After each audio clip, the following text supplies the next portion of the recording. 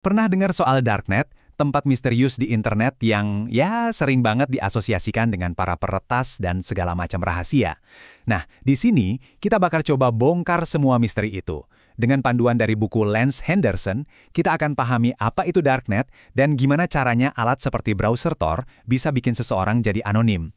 Yuk kita mulai perjalanan kita ke sisi lain dari internet. Coba bayangin deh, Anda baru aja pulang capek banget abis perjalanan jauh. Tiba-tiba ada yang ngetok pintu.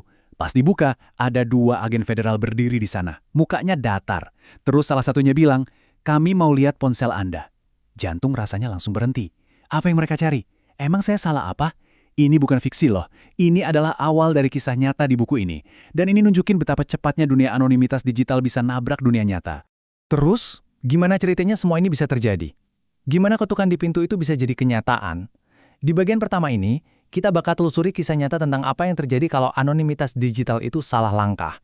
Ini studi kasus yang sempurna banget, yang nunjukin kenapa paham sama alat yang kita pakai itu sama pentingnya dengan memakai alat itu sendiri. Nah, inti masalahnya di sini, saudaranya si penulis pakai Tor buat iseng-iseng dan ngasih ancaman online. Dia pikir dia nggak kelihatan, dilindungi sama teknologi. Tapi, dia bikin satu kesalahan fatal. Dia nggak misahin identitas dunia nyatanya dari persona online-nya. Dia dengan tangannya sendiri seolah-olah merobek jubah gaibnya. Dan ini bukan cuma satu kesalahan ya. Ini serangkaian kesalahan fatal yang jadi semacam resep bencana. Bayangin aja, dia jalanin Tor. Tapi di saat yang sama, akun media sosial aslinya juga aktif. Dia pakai kartu kredit yang jelas-jelas ninggalin jejak digital lewat jaringan anonim ini. Puncaknya, ancaman yang dia buat ternyata ditujukan ke agen yang lagi menyamar. Nah, semua aktivitas ini kalau digabungin jadi jejak digital yang bisa diikuti langsung sama pihak berwenang balik ke dia. Kisah tadi nunjukin betapa bahayanya kalau kita salah langkah. Sekarang yuk kita mundur sedikit buat memahami arenanya. Di mana sih semua ini terjadi? Biar benar-benar ngerti cara kerja Tor dan risikonya, kita perlu paham dulu lapisan-lapisan internet itu sendiri, khususnya konsep deep web dan darknet. Nah ini nih yang sering bikin orang bingung, jadi ayo kita lurusin. Deep Web itu sebenarnya gede banget. Isinya semua hal online yang nggak bisa kamu temuin di Google, kayak isi email kamu, database internal perusahaan, atau portal mahasiswa. Itu nggak ilegal, cuma terbatas aksesnya. Nah Darknet di sisi lain adalah bagian yang jauh lebih kecil dari Deep Web yang sengaja dirancang biar benar-benar anonim dan tersembunyi. Jadi, gimana caranya kita masuk ke bagian tersembunyi dari internet ini? Jawabannya ada pada satu alat utama, Tor. Anggap aja Tor itu kayak browser khusus yang fungsinya seperti kunci. Kunci ini memungkinkan penggunanya buat membuka pintu ke situs-situs di Darknet yang nggak akan pernah bisa dijangkau sama browser biasa kayak Chrome atau Firefox. Oke, kita udah tahu apa itu Tor. Sekarang, mari kita lihat gimana ini semua bekerja. Kenapa sih alat ini disebut The Onion Router atau perute bawang?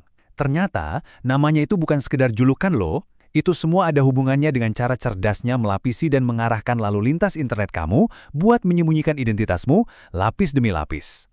Buku ini pakai analogi yang keren banget. Kalau kita pakai internet biasa, itu kayak nyetir mobil dengan kaca bening. Provider internet kita bisa lihat dengan jelas ke dalam dan nyatat setiap belokan atau situs yang kita kunjungi. Pakai Tor, itu kayak pasang kaca film super gelap di mobil. Provider internet tahu kamu lagi di jalan, tapi mereka sama sekali nggak tahu kamu mau kemana atau lagi ngapain di dalam. Nah, disinilah nama bawang itu benar-benar jadi masuk akal. Data kamu itu nggak dikirim gitu aja. Data itu dibungkus dalam beberapa lapisan enkripsi yang kuat. Bayangin data kamu loncat dari satu server ke server lain di jaringan Tor. Di setiap pemberhentian, satu lapisan enkripsi dikupas, yang cuma ngasih tahu instruksi buat pemberhentian berikutnya. Inilah yang ngejamin gak ada satu titik pun dalam perjalanan yang tahu rute lengkapnya, dari awal sampai akhir. Dan slide ini dengan jelas banget menggambarkan prosesnya. Mari kita ikuti alurnya.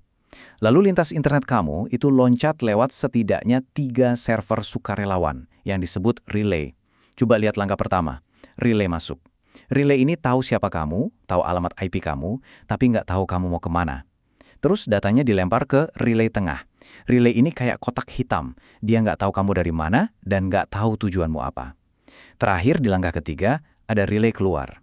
Relay ini tahu kamu mau kemana, tapi dia sama sekali nggak tahu kamu datang dari mana. Mekanisme inilah yang secara efektif memutus hubungan antara kamu dan tujuan online-mu. Teknologinya kedengaran canggih banget kan? Hampir nggak bisa ditembus.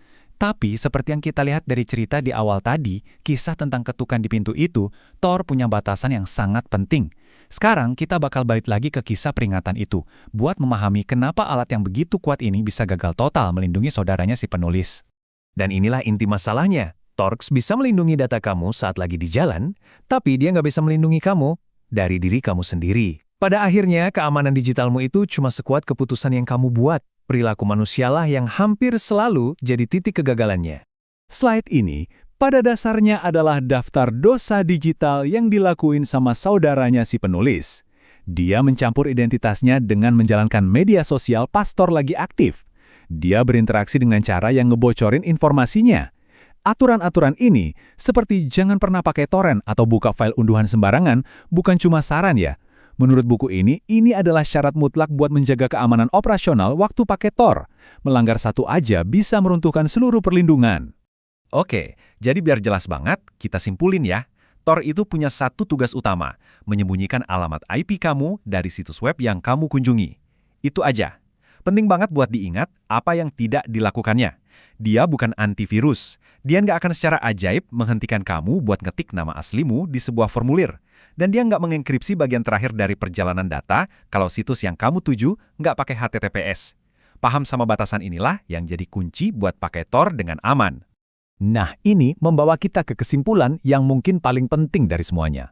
Mengunduh sebuah software itu gampang, cuma butuh beberapa klik. Tapi buat benar-benar mencapai anonimitas sejati, atau yang disebut penulis sebagai seni menjadi tak terlihat, itu butuh lebih dari sekedar teknologi.